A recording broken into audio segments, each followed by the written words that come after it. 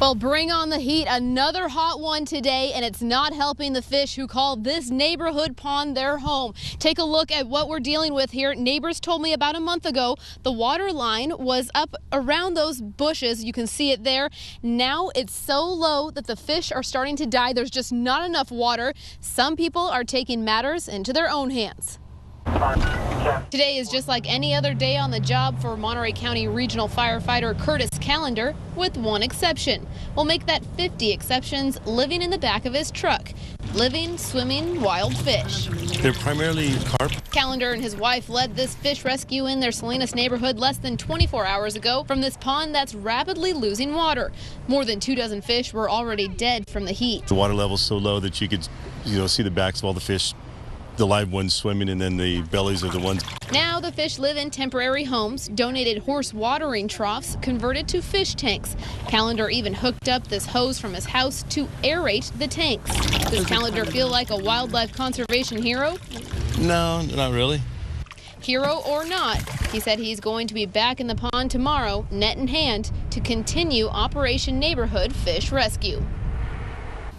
Right now, you're taking a live look at a deer who actually came down to the pond just a few seconds ago and was drinking out of the water when we went to that story. I talked to a few neighbors today who said they're seeing more wildlife around from the foothills off here of Indian Spring roads coming down to the pond because there's no water up in the mountains. They're just trying to find it anywhere they can. I spoke with the property manager today here at Indian Springs Ranch. She told me that it's protocol not to put more water into the pond, just to wait for more rain.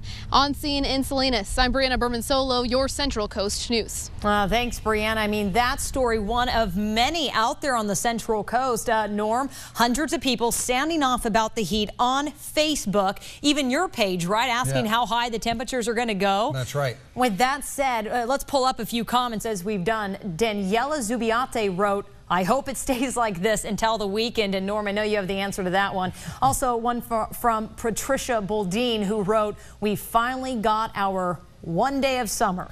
Lenora Ybarra wrote, that's why I moved from the Central Valley to get away from the heat. Okay, so the question on everyone's mind, is this going to stick around, and how hot did we get today? Well, let's take a look at the temperatures around the Central Coast today. We warmed up to the 80s and 90s around the coastal areas. Highs 90s to 109 was the high in the Pinnacles today. So pretty hot inland and some high temperatures. These are preliminaries. 102 Gilroy, 106 Hollister. That's one off the record. Santa Cruz 98, 101 Watsonville, 89 Monterey, 97 Salinas, and 103 King City. All preliminary, but right now, cooler weather tomorrow. Mark?